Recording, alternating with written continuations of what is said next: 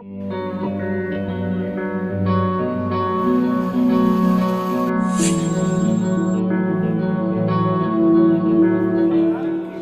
penerimaan peserta didik baru PPDB reguler SMA SMK Sulawesi Selatan tahun ajaran 2021-2022 masih dipermasalahkan oleh pendaftar. Padahal setelah website error di hari pertama pendaftaran kemarin, pihak penyelenggara PPDB sudah memastikan website sudah dapat diakses kembali dengan baik.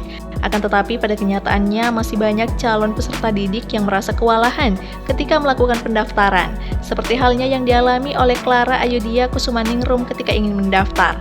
Ia mengaku telah mencoba mendaftar sejak hari pertama pendaftaran, namun hingga hari ketiga namanya tidak juga terdaftar.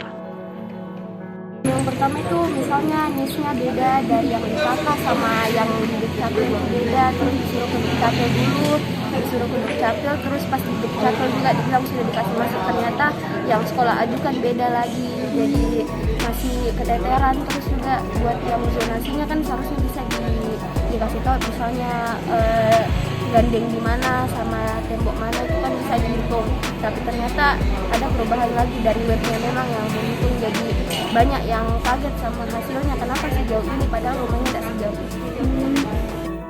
Menanggapi hal itu, Kepala Sekolah SMA Negeri 5 Makassar, Andi Nurhayati HW menyebutkan, permasalahan yang dihadapi oleh sekolah itu karena adanya server yang bermasalah di hari pertama di Dukcapil.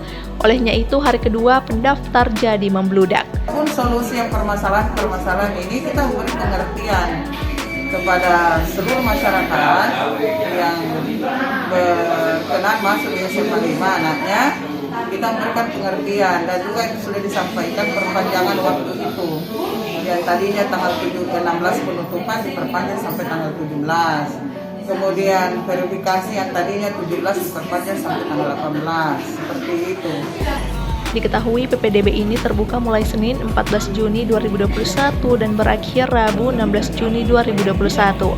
Namun waktu pendaftaran diperpanjang hingga Kamis 17 Juni 2021 lantaran website sempat mengalami error. Dari Kota Makassar, Selvi Sultan, Fajar.co.id melaporkan.